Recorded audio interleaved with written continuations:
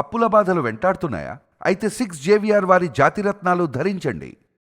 కోల్కతాలో దారుణమైన ఘటన వెలుగు చూసింది. ఒక లా స్టూడెంట్ని ముగ్గురు వ్యక్తులు చాలా అంటే చాలా ఘోరంగా గ్యాంగ్ రేప్ చేశారు. ఆలస్యంగా ఈ ఘటన ఇప్పుడు వెలుగులోకి వచ్చింది. 25వ తారీఖు రాత్రి ఈ ఘటన జరిగింది. సెక్యూరిటీ సిబ్బంది అక్కడ ఉన్నటువంటి లా కళాశాలలో సెక్యూరిటీ సిబ్బంది రూమ్లో ఈ లా స్టూడెంట్ని బలవంతంగా లాక్కెళ్ళి అత్యంత దారుణంగా ముగ్గురు వ్యక్తులు అత్యాచారం చేసి వెళ్ళిపోయారు. ఆ తర్వాత రోజు ఈమె తన ఫ్రెండ్స్తో కలిసి పోలీస్ స్టేషన్కి వెళ్ళి కంప్లైంట్ ఇచ్చింది. అంతే, పిల్లలు చదువుకునే చోట, కాలేజీలో చదువుకునే చోట్ల, పనిచేసే చోట మహిళలకు అసలు ఏమాత్రం రక్షణ ఉంది? ఇలాంటి ఘటనలు ఉదంతాలు జరిగినప్పుడు ఒక పెద్ద క్వశ్చన్ మార్క్. దేశవ్యాప్తంగా చాలా సంచలనాలు నమోదైనటువంటి కేసులు మనం చూస్తూ ఉన్నాం. పని ప్రదేశాల్లో మహిళలకు రక్షణ లేదు, చదువుకునే చోట మహిళలకు రక్షణ లేదు, ఎన్ని ఘటనలు చూడలేదు. కోల్కతాలో ఇది రెండో ఘటన అని చెప్పాలి. ఎందుకంటే కోల్కతా ఆర్జీకర్ మెడికల్ కళాశాలలో ఆ వదంతం మనం ఇంకా మర్చిపోలేదు. సంజయ్ రాయ్ అనేటువంటి ఒక దుర్మార్గుడు అత్యంత దారుణంగా ఆ జూనియర్ వైద్యురాలు సెమినార్ గదిలో నిద్రిస్తున్నప్పుడు ఆమె ఒంటరిగా ఉందని చెప్పి గ్రహించి చాలా అంటే చాలా దారుణంగా అత్యాచారానికి పాల్పడి హత్య చేశాడు. ఆమె శరీర భాగాలని ఛిద్రం కూడా చేసినటువంటి పరిస్థితి ఉంది. ఇది ఇంకా ప్రజలు మర్చిపోలే. ముఖ్యంగా కోల్కతా వాసులు వాళ్ళ కళల్లో ఇలాంటి దారుణమైనటువంటి ఘటన మెదులుతూనే ఉంది.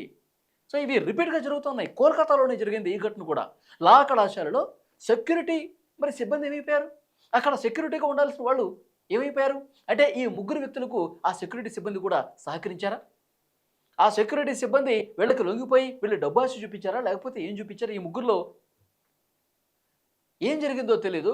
ఆ సెక్యూరిటీ ఆఫీస్కి సంబంధించినటువంటి రూమ్స్లోకి ఈ లా కళాశాల విద్యార్థినిని కళాశాల ప్రాంగణంలోనే అత్యంత దారుణంగా రేప్కి పాల్పడేటువంటి పరిస్థితి ఉంది.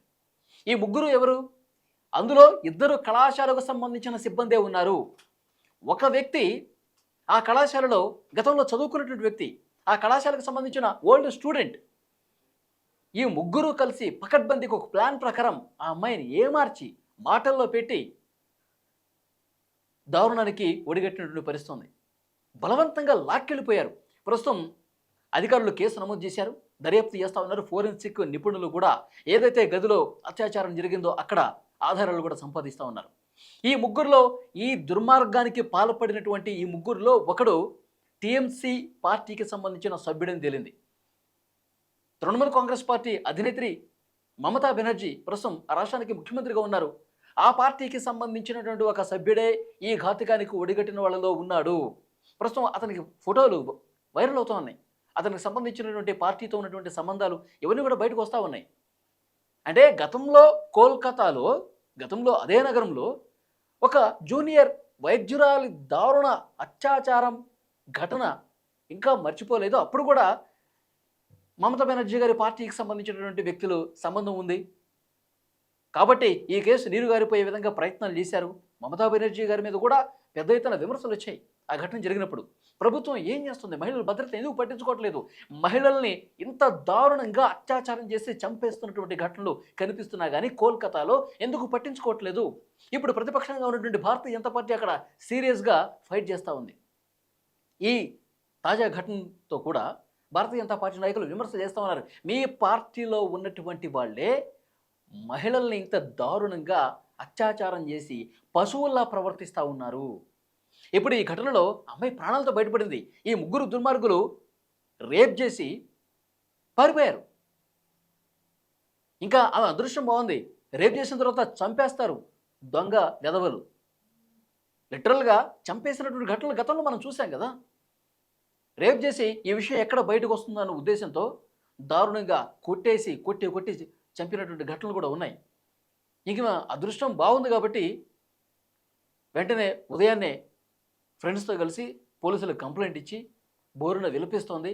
భయపడిపోయింది. ఇంత దుర్మార్గంగా ప్రవర్తిస్తారా? తనతో పాటు చదువుకున్న వాళ్ళు, తన కళాశాలలో పనిచేసే వాళ్ళు మంచిగా నటిస్తూ, ఒక పూర్వ విద్యార్థి అంట, అటు ఓల్డ్ స్టూడెంట్ ఒకడు. అసలు ఏం జరుగుతుందో అర్థం కావట్లా. ఎవరిని నమ్మాలో ఎవరిని నమ్మకూడదో, ఎవడెవడు మాటల్లో పెట్టి మభ్యపెట్టి తమ కామవాంఛలు తీర్చుకోవటం కోసం దారుణాలకు ఒడిగడతా ఉన్నారు. సీరియస్గా యాక్షన్స్ తీసుకోకపోవటం వల్లే ఇవన్నీ జరుగుతూ ఉన్నాయా? సీరియస్గా మన దేశంలో చట్టాలు లేకపోవటం వల్లే నడి రోడ్డు మీద వాడిని కాల్ చేస్తే కానీ, నడి రోడ్డు మీద వాడిని ఉరి తీస్తే కానీ ఇలాంటివి రిపీట్ కాకుండా ఉంటాయా? ఏం జరుగుతుంది? కోల్కతాలో మరొక భయంకరమైన ఘటనని చెప్పాలి. అరే, పని చేసే చోట, చదువుకునే చోట అమ్మాయిలకి భద్రత లేదు అంటే ఇంకా ఈ దేశంలో మనకి స్వతంత్రం వచ్చి ఈ ప్రజాస్వామ్యంలో మనం ఇంత పెద్ద రాజ్యాంగాన్ని రూపుదిద్దుకుని మనం అద్భుతమైనటువంటి టెక్నాలజీ పరంగా మన దేశం అన్ని దేశాలతో పోటీ పడుతూ అద్భుతంగా ముందుకు పోతుంది అనుకుంటే మహిళల విషయంలో ఇలాంటి దుర్మార్గాలు చూడటం కోసమా? దీంట్లోనా మనం సాధించిన ప్రగతి? సో చాలా సీరియస్గా తీసుకోవాల్సినటువంటి విషయాలు. మహిళల మీద ఇంత దారుణంగా అకృత్యాలు జరుగుతూ ఉంటే కనీసం ప్రభుత్వాలు సరైన దిశగా చర్యలు తీసుకోవటం లేదు. ఆ రోజు జరిగినప్పుడే చాలా సీరియస్గా యాక్షన్ తీసుకొని ఉంటే ఇలాంటివి జరిగే అవకాశం ఉందా? ఇప్పుడు భారతీయ జనతా పార్టీ అక్కడ ప్రతిపక్షం తీవ్రంగా దీన్ని తప్పుపడుతూ ఉంది. టీఎంసీ ఘోర వైఫల్యంగా చెప్తూ ఉన్నారు. మహిళలకి కనీసం అంటే కనీసం అక్కడ రక్షణ కల్పించలేకపోతుందని చెప్పి మాట్లాడుతూ ఉన్నారు. సో దేశంలో రోజు మనం చూస్తూనే ఉన్నాం, మహిళలు పూర్తిగా మహిళలు భద్రత లేనటువంటి, రక్షణ లేనటువంటి పరిస్థితిలో ఉన్నారు. అక్కడ కళాశాల ప్రాంగణంలోనే పాపం అమ్మాయి బయటికి ఏదో కొనుక్కోవడం కోసము అక్కడ ఆ కళాశాల నుంచి బయటికి వెళ్తూ ఉంటే రాత్రి సమయంలో ఆమెని మాటల్లో పెట్టి ముగ్గులోకి దించి ఎవరు అనుకున్నాక ఒక్కసారిగా మీద పడిపోయి ఈడ్చుకుంటూ ఆ రూమ్స్లోకి తీసుకెళ్ళిపోయి, సెక్యూరిటీ సిబ్బందికి సంబంధించిన ఆ రూమ్స్లోకి తీసుకెళ్ళిపోయి దారుణంగా బిహేవ్ చేసి ఆమెను అత్యాచారం చేసి వెళ్ళిపోయారు. ఇప్పుడు ఇన్వెస్టిగేట్ చేస్తూ ఉన్నారు. మరి అత్యాచారం చేసేటప్పుడు ఆమెకి ఏమైనా మత్తుమంది ఇచ్చి చేశారా, లేకపోతే ఆమెని నోరు కట్టేసి బలవంతం చేసినటువంటి ప్రయత్నం చేశారా? ఇవన్నీ కూడా వెలుగులోకి వస్తాయి. మరికొన్ని గంటల్లో పూర్తిగా ఏం జరిగిందన్నది కూడా తెలుస్తుంది. ఫోరెన్సిక్ నిపుణులు, దర్యాప్తు బృందం చాలా ఫాస్ట్గా అక్కడ చేస్తూ ఉన్నారు. కాబట్టి ఇంత దుర్మార్గంగా ప్రవర్తించిన వాళ్ళని అసలు ఏం చేయాలి? ఈ వీడియో చూస్తున్నటువంటి ప్రేక్షకులు మీరు స్పందించండి. ఎందుకంటే కోల్కతాలో జూనియర్ డాక్టర్ ఘటన ఎంత సంచలనం సృష్టించి మనం చూసాం. ఢిల్లీలో నిర్భయ ఘటన మనం చూసాం. హైదరాబాద్లో దిశ ఘటన మనం చూసాం. రాష్ట్ర వ్యాప్తంగా జరుగుతూనే ఉన్నాయి. గంజాయి మత్తులో జరుగుతుంది, మద్యం మత్తులో జరుగుతుంది, డ్రగ్స్ మత్తులో ఇలాంటి పిచ్చి ప్రలాపనలు, చాలా దారుణమైనటువంటి అకృత్యాలు, అమానుష ఘటనలు దేశవ్యాప్తంగా జరుగుతూనే ఉన్నాయి. అసలు ఇలా చేసే నా కొడుకుల్ని ఏం చేయాలా? మీరు స్పందించండి, కామెంట్ రూపంలో తెలియజేయండి.